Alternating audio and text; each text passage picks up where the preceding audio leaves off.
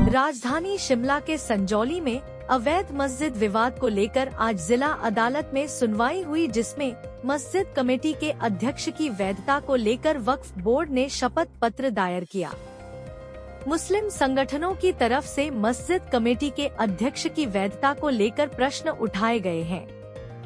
वक्फ board ने अपने शपथ पत्र में मोहम्मद लतीफ को 2006 से अध्यक्ष बताया है, जिस पर याचिकाकर्ता ने सवाल उठाए हैं।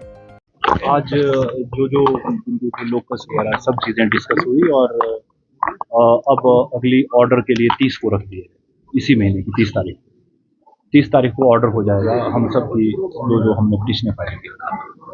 सर, जिस तरह से हमारा कंटेंशन ये था कि भाई वक्फ बोर्ड ने कोई भी कमेटी कॉन्स्टिट्यूट नहीं की है मस्जिद कमेटी संजौली में, तो वो आज ये डॉक्यूमेंट लेके आए कि भाई 2006 में लतीफ़ को जो है वो हमने प्रेसिडेंट नॉमिनेट किया था और 2006 का कोई डॉक्यूमेंट वो दिखा रहे थे।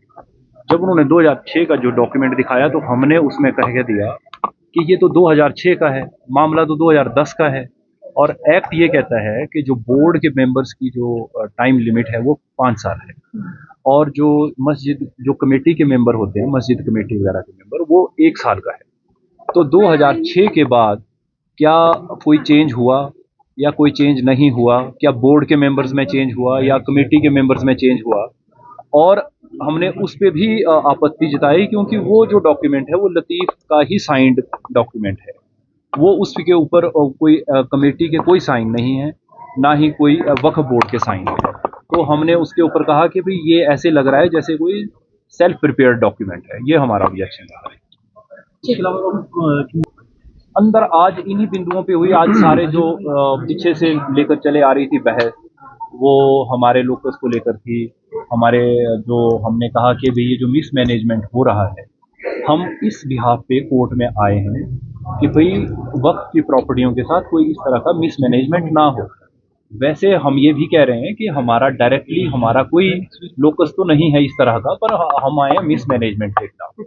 ये जो वक्फ की प्रॉपर्टियों पे कोई भी कल को ये कह दे कि मेरी कोई बेच ही दे वक्फ की प्रॉपर्टी को, जो बेच नहीं सकता है, एक्ट के अनुसार ना बेच सकता है ना अपने नाम करवा सकता है, तो हम ये कह रहे हैं कि वो तोड़ भी तो नहीं सकता है। फिर तो वो ऐसे नहीं कह सकता, वो तोड़ वही आदमी सकता है जिस आदमी को वक्फ बोर्ड या मस्जिद कमेटी वहाँ की पर्टिकुलर, वो किसी भी जगह की हो, वो उसको ऑथराइज करे, कोई रेजोल्यूशन पास करे और उस रेजोल्यूशन के हिसाब से वो आगे काम करे।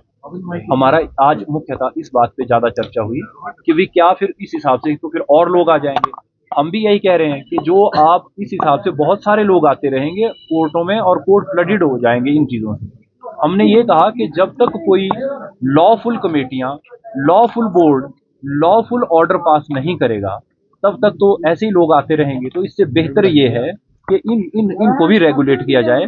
पर एटलीस्ट इस केस में जिस आदमी को, जो आदमी ये कह रहा है कि मैं मस्जिद को तोड़ देता हूँ, वो कोई ऑथराइज्ड पर्सन। प्रदेश मुस्लिम हिमाचल प्रदेश मुस्लिम एसोसिएशन की तरफ से यहाँ पे अपील की गई थी संजौली मस्जिद के ऑर्डर के अगेंस्ट। तो वो अपील पेंडिंग है जो कि 30/11/2024 को ऑर्डर के लिए है और इसमें वक्फ बोर्ड ने मोहम्मद लतीफ़ को प्रेसिडेंट की एनओसी दी थी कंस्ट्रक्शन के लिए। तो उन्होंने जो भी कंस्ट्रक्शन करी थी उसका रिप्लाई उन्होंने एमसी शिमला में दे दिया था।